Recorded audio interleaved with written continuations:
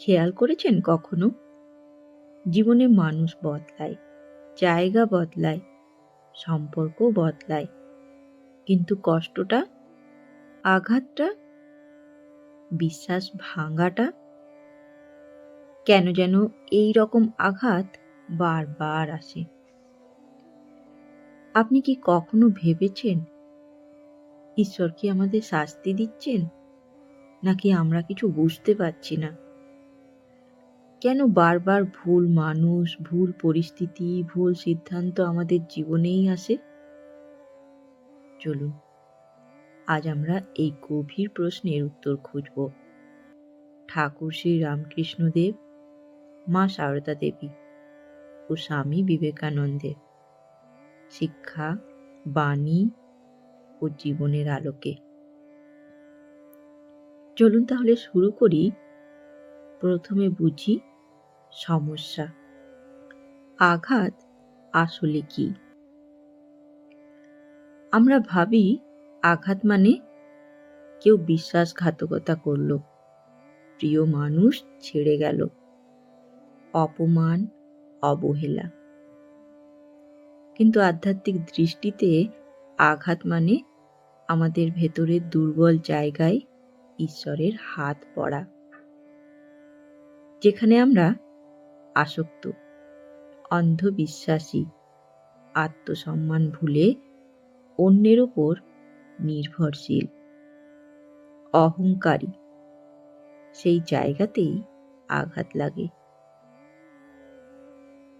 আঘাত মানে ভাঙা, ভাঙা মানে পুনর্গঠন শুরু। আসুন জানি এবার ঠাকুরের শিক্ষা। যেখানে আসক্তি সেখানেই দুঃখ। শ্রী শ্রী ঠাকুর রামকৃষ্ণদেব বলতেন, যেখানে মন বাঁধা সেখানেই কষ্ট। আমরা মানুষ, সম্পর্ক, সম্মান এসবকে চিরস্থায়ী ভাবি, কিন্তু ঠাকুর শিখিয়েছিলেন সবই অনিত্য। যখন আমরা কারোর উপর এমনভাবে ভরসা করি যেন সেই সব, তখন ঈশ্বর সেই ভরসার স্তম্ভটা কাঁপিয়ে দেন। কেন? কারণ তিনি চান আমরা মানুষের ওপর নয়, চিরস্থায়ীর ওপর নির্ভর করতে শিখি। একই আঘাত বারবার আসছে মানে আসক্তি এখনো ছাড়েননি। চলুন এবারে যাই শ্রী শ্রী মায়ের শিক্ষায়। শ্রী মা বলতেন, দুঃখ না পেলে মানুষ ঈশ্বরকে ডাকে না। আমরা যখন সুখে থাকি, প্রার্থনা কম, অহং বেশি, নির্ভরতা মানুষে। কিন্তু বারবার আঘাত আসলে মানুষ ভাবে এবার আর কাউকে নয়, শুধু তোমাকেই চাই। মা কষ্টকে অভিশাপ নয়, শুদ্ধি বলতেন। যেমন সোনা আগুনে পুড়ে খাঁটি হয়, তেমনি মানুষ আঘাতে পুড়ে পরিণত হয়।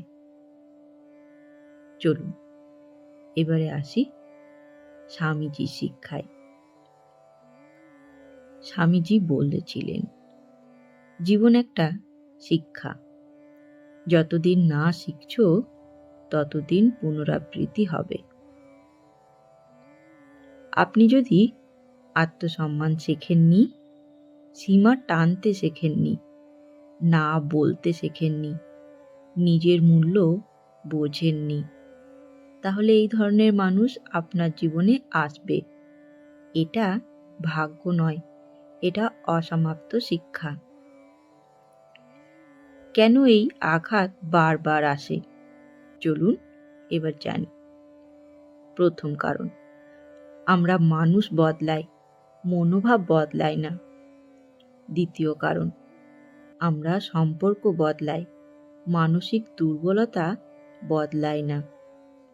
তৃতীয় কারণ, আমরা পরিবেশ বদলাই, আসক্তি বদলাই না।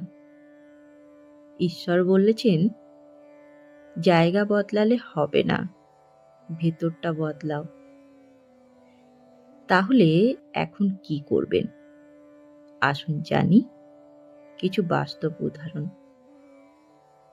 প্রথম, আঘাতকে প্রশ্ন করুন, এটা আমাকে কি শেখাতে এসেছে?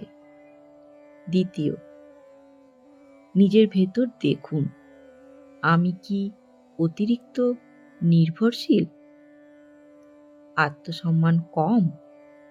ভয় থেকে সম্পর্ক করি? তৃতীয়, প্রার্থনা বদলান, কষ্ট সরাও না বলে বলুন, কষ্টের শিক্ষা বুঝিয়ে দাও। চতুর্থ, সীমা টানুন, আধ্যাত্মিক হওয়া মানে দুর্বলতা নয়।